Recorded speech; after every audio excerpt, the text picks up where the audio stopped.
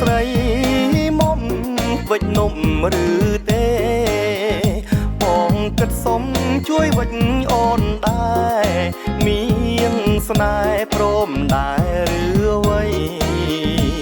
ឆ្លើយប្រាប់មកបងបានទេមា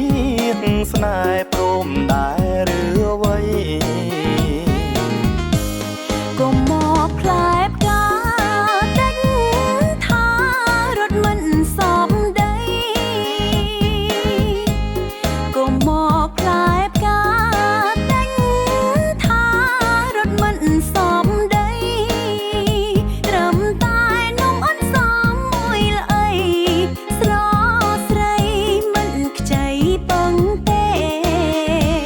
ស្ដាប់បានឬទេប្រថ្លៃស្រស្រីមិនខ្ចីពឹងទេ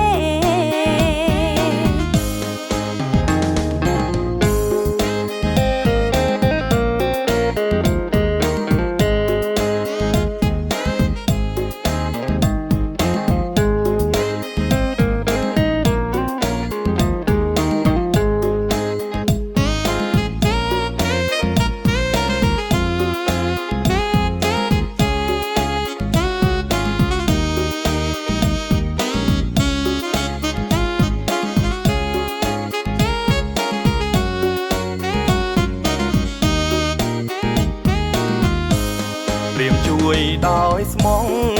ស្រីស្រស់ក៏មិនព្រមដែរ